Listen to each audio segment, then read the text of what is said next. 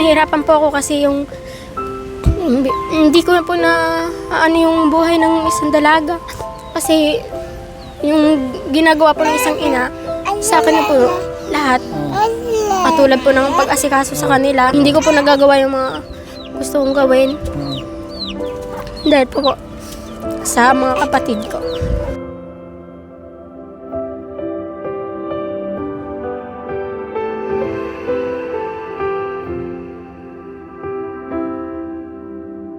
So, isang mapagpalang hapon sa ating mga kabayan. So ngayon po for today's vlog ay kung naalala niyo po yung vlog ko, yung sila Kulot, si Dagul, si Jerwin at saka yung isa, yung mga bata pong ating na-interview doon sa tabing daan. At ngayon po ay mayroon pong tulong na dumating sa kanila.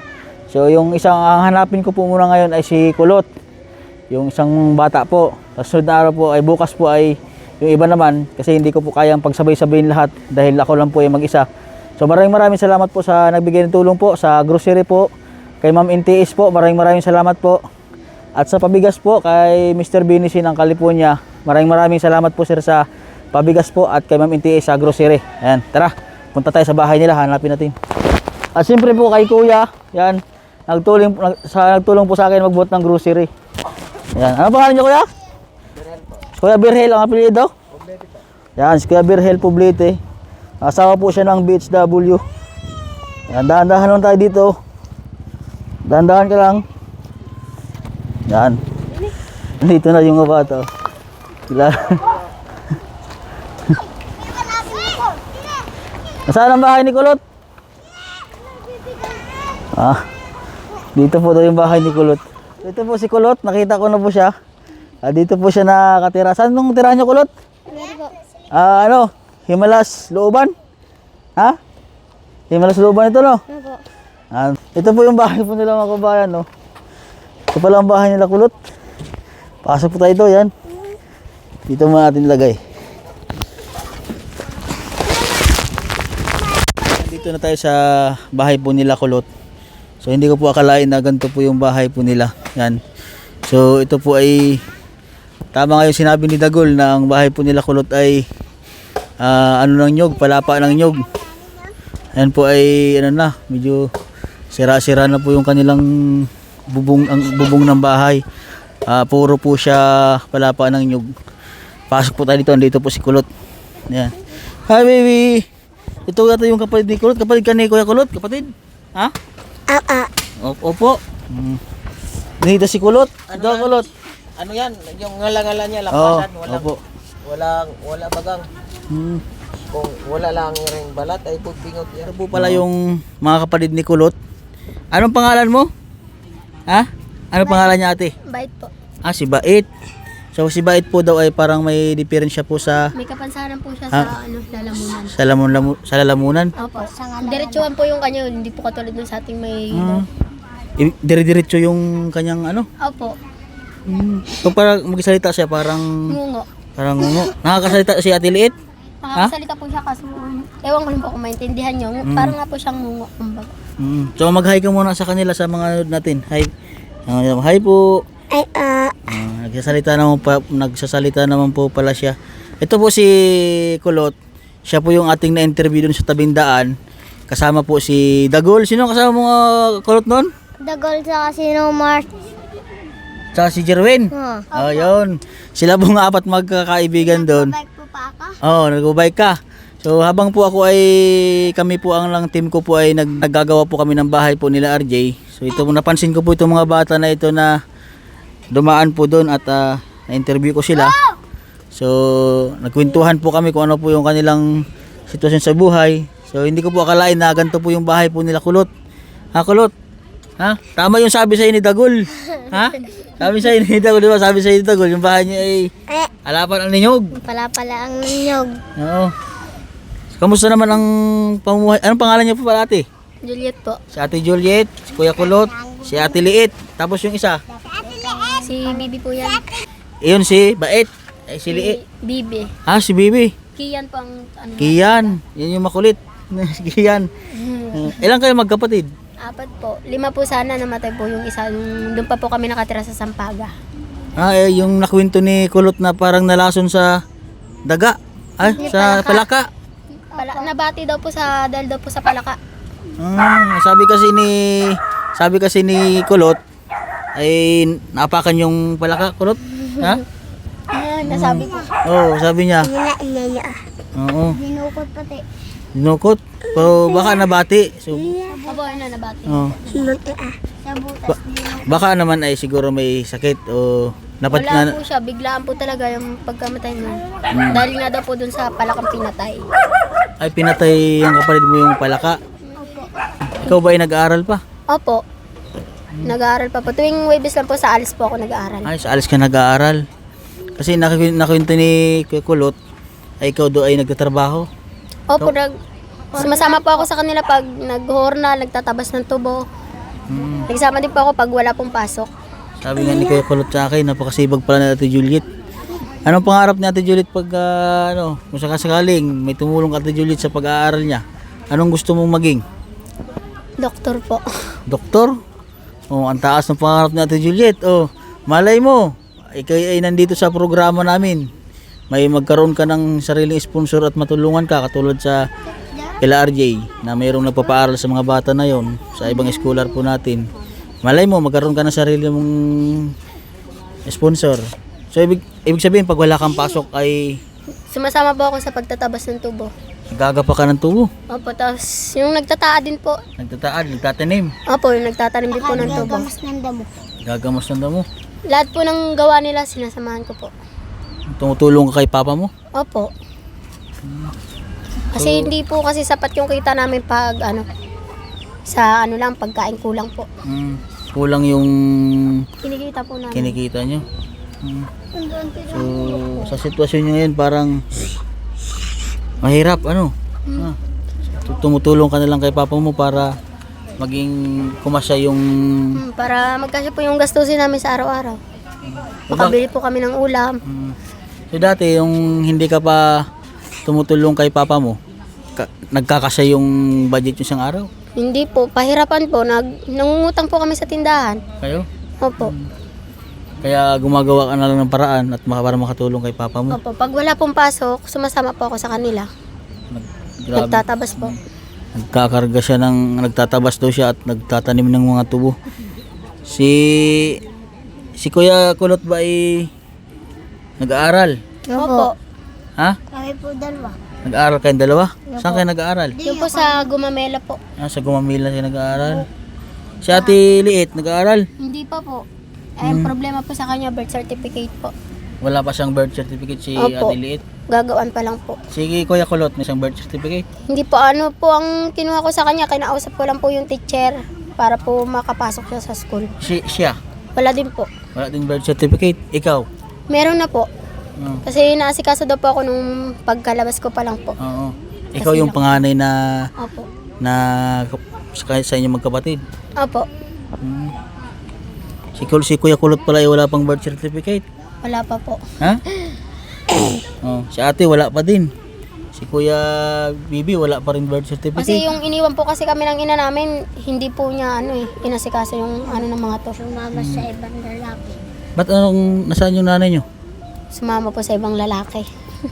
Hala, Yung iniwan po kami, pa lang po to, 2 taon pa lang. Ngayon po 6 na taon na po siya. tagal na pa iniwan kayo ng mama nyo. Opo, sumama po siya sa iba. Sa 10 taon. Gano'ng kasakit siya? Naman 10. Paano nyo to nakakayanan yung ganitong sitwasyon na iniwan na pala kayo ng nanay? Nahirapan po ako kasi hindi ko na po yung buhay ng isang dalaga. Kasi yung ginagawa po ng isang ina, sa akin na po lahat. Katulad po ng pag-asikaso sa kanila. Kaya po minsan, hindi ko po nagagawa yung mga gusto kong gawin. Dahil po sa mga kapatid ko. Sinasakripisyo mo yung pagiging parang ikaw na lang yung tumatayong ina sa mga kapatid mo? Opo. Masakit sa'yo na iniwan kayo ng nanay mo? Opo. Pero wala po sadya pong sumama po sa iba. Pinabayaan po kami. Paano nangyaring, anong yung nangyari na iniwanan kayo nanay nyo na iniwanan ng mama ko yung papa ko at sumama po dun sa barkada ng papa ko. Kasama niya din po sa pagtatabas ng tubo. Nagtrabaho yung papa mo ng madaling araw, tapos Opo, umaalis po siya na wala na po dun sa bahay. Naiiwan lang po kami magkapatid, tsaka po yung papa ko. Tapos, yung mama ko, tapos yung barkada naman po ng papa, nandun din po sa bahay. Yun po, bali, gumawa po ng yung ina ko na na maiwanan kayo. Bali, ang nangyari ay hinintay lang ng mama mo na umalis yung papa mo. Grabe nun. Ano yung, kung mapanood ka ng mama mo ngayon, ano ang mensahe mo para kay mama mo? Wala na po. Ha? Wala na po. Ang misay ko lang po sana sa kanya, na lang po siya. Ha? Pakasaya na lang po siya sa niya, bago niyan. Tsaka, ang gusto ko lang po sabihin na, wala na po siyang babalikan dito sa amin. Kasi, hindi na po kami sasama sa kanya. Kasi dati po kasi, pinipilit niya po kami sumama sa kanya.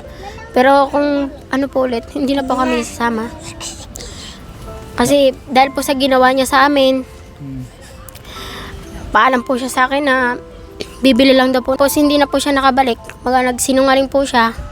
Kinabukasan, wala na po. Hindi na po bumalik. Sumama na nga po dun sa ibang lalaki. Si mama mo ay namimiss mo? Hindi na. May balita ka ba sa kanya kung nasaan ang mama mo ngayon? Nabalitaan ko po, nandun daw po sa Puok. Kasama nga po yung lalaki niya. May anak na rin daw po. Ito yung mama nyo, ayan o. Ito yung mama ni Kulot. Ano masabi mo kay mama mo, Kilit? Ha? Namimiss mo? Ha? Wala. Hindi mo namimiss si mama mo? Oo. Upo. Oo. Ayan, lagi magpo at upo. Si Ate Liit ay nag-aaral. Gusto mo mag-aaral, Ate Liit? Ha? Gusto mo mag-aaral sa sunod? Gusto mo mag-aaral sa sunod? Ayan. Sana po mga kabayan ay mayroon pong tumulong po sa kanila, lalong-lalo na po sa pag-aaral po ni Ate Juliet. Ate Juliet, ni Kuya Kulot, at ni Tiliit. Hindi pa si Ate Juliet lang po daw ang mayroong birth certificate. Lahat po kasi ng magkapatid, sila pong tatlo ay wala po silang mga birth certificate. Ate Juliet ay huwag kang mag-alala at sana mayroong tumulong sa pamilya nyo, lalo na sa pag-aaral nyo, na makapag-aaral kayo. Sana matapos mo yung ALS. Pag na-graduate ka sa ALS, magiging grade 11 ka na, di ba? Ano? So, kailan graduation nyo? Hindi ko pa nga po alam kung kailan. Kamusta naman Hindi pa rin po nasasabi sa akin ng sir namin kung kailan. Hindi pa. Pero Opo. tuloy-tuloy naman yung pag-aaral mo. Opo, minsan nga po, hindi po ako nakakapasok dahil nga po sumasama pa ako minsan. So, yun po mga kabayan ay bali siya na lang po ang tumatayong ina sa kanilang magkapatid. Maraming salamat po sa kay Ma'am NTS po at kay Mr. Binici ng California, sir, sa tulong niyo po. Kay Mr. Binici, nagpadala po siya ng pambiling bigas, isang sako. So silang apat po. At si Ma'am NTS po. Ayan, maraming salamat po sa pag-grocery. Ayan, Kuya Kulot, ano masabi mo sa sponsor niya na nagbigay tulong sa inyo ng grocery at bigas? Maraming salamat po. Hindi mo na miss mama mo? Nangiiwan nun. Ha? Nangiiwan. Nangiiwan?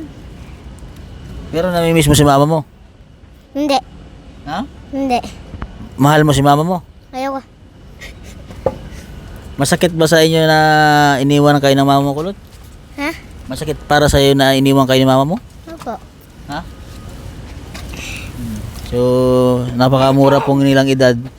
Alam na po nila kung ano yung kung paano po iniwan ng magulang, ng ina. Napakasakit. So, ito po yung bahay nila. Pwede pong pasilip sa loob ng bahay nyo. Dito kayo nakakasya. Ito yung bahay po nila mga kababayan. Oh. Yan po yung bahay po nila mga kababayan. Oh. Dito lang kayo natulog? Ha? Paano yung papasok? Dito po, kabila. Hala. Kabila. Diyan pa lang. Ito, kabila. Namin, kuya. Hala. Ito yung bahay nyo? Ito, kabila. Huh? Kwarto. Ito po yung bahay nila mga kababayan. Oh. Itong kwarto nila. Oh, sir, butas-butas na. Hindi kayo na ano dito. Huwag na tayong mga kababayan. Baka... Lusutan, kuya. Ha? Dito may daanan. May lusutan? Saan? Oo. Dito. Saan lusutan? Dito. May lusutan nga dito. Butas na yung bahay nila. Ito na yung bahay nila mga kababayan. Oh. Oh. Yung dingding po nila ay ano na oh. Yung dingding po nila ay trapal lang na ano. Hindi na tayo papasulod, baka tayo ay po mag-shoot sa ilalim. Dito, ito po yung saingan nila oh. Ano ang ginagamit nyo dito, Ate Juliet? Solar? Ha? Kuryente po. Kuryente? Lang po kasi. Ito po yung kanilang saingan. Yan oh. Ito yung kanin nyo. Ha? Kuya Aliit? Ah. Ubus na. Ha? Ubus na. Kinain na namin. Wala kayong pagkain ngayon. Ulam namin pansit canton, inutang doon. Pasit ka to ng ulam nyo. Oh, sa tindahan, inutang. Ito yung ano nila ngayon oh. Wala na daw laman oh. Wala na. Oh, paano yung hapunan nyo? Magsasaing uli. Sasaing na lang uli. Oo. Upo. Mayang gabi. Upo. Oo. Opo. O yan, laging magamit ng po at upo, ha? Opo. Ayan. At ngayon po ay nandito ako, bumalik po ako yung pangako ko sa inyo Kuya Kulot na babalikan kayo, pupuntahan ko yung bahay nyo. Tulong para sa inyo. O pasalamatan ko lang si Ma'am NTS para sa grocery at si Mr. Binici ng California para sa bigas. Maraming salamat po, sir, sa inyong tulong at sa lahat po ng mga ating sponsor po na nagbigay tulong po. Maraming salamat po kay ng Florida, USA. At sa lahat po ng sponsor natin, kay Tito Rob at Tita Rose, man, shout out po sa inyo. At sa lahat po ng anonymous natin from Taiwan, from Hong Kong, maraming salamat po sa inyo mga kababayan. At sa ating kababayan po na sponsor din po natin, sir, maraming salamat po. At sa anonymous po natin from California, ayan, maraming salamat po ma'am. So ito po yung another na pamilya po na ating tutulungan, ang pamilya po ni Kuya Kulot. So hindi ko po akalain talaga na ganito po yung ating manulat na sitwasyon po ng kanilang. Ito, ate, ito, Kuya Kulot, isang sakong bigas. Lagyan naman din dito. Ayan. Meron na kayong isang sakong bigas. Ito pa, mayroon pang isa. Tinapay. Meron akong tinapay dito, mayroon pang gatas. Ito. Natilit, ano masabi mo sa tumulong para sa inyo? Salamat. Ayan, salamat. Ano masabi mo, Ate Juliet? Maraming salamat po. Masaya si Ate Liit? Ha? Marami kayong grocery oh. Ayan. Ito. Meron yung tinapay. Pwede ka na magkain Ate Liit. Oo. Yan na, buksan natin. Ito kay ate. Ibigay mo kay ate yan. Gatas niyo, gatas. Yan kain na. Kirya, pansit canton. Meron yan pasit kanton, madami. Dito. Dali, isang maliwanag. Ikaw yung nagsilbing nanay sa kanila, hindi ikaw na ang bahala magtabi ng grocery ha. Magtago ha. Ito ang sampung pangkos Si pa mga kapatid mo ay mga kulit pala sila ano. Ha? Ang kukulit ni magkakapatid na ito. Sana magpursige po sila sa kanilang pag-aaral po mga kabayan. Ayan. Ate Juliet ha. Apo. Yan. So yun po mga kabayan, muli po maraming salamat po sa tumulong po sa pamilya po nila. Kay Ma'am NTS po at kay Mr. Binici ng California. Ayan. Yun po mga kabayan at muli po maraming salamat po sa inyo lahat sa walang sawang nanonood po sa aking munting YouTube channel at sa lahat po ng sponsor po natin at sa lahat po ng Pugong Biyahero Team. At sana po mga kabayan, huwag niyo pong skip yung ads. At sa lahat po ng mga bagong viewers po natin, subscribe niyo po yung aking YouTube channel para mas lumawak po yung ating channel para mas marami pa tayong matulong ating mga kabayan. So ito po yung pamilya po ni Kulot. Sana po marami pong tumulong po sa pamilya po nila. God bless po at magandang hapon sa ating lahat.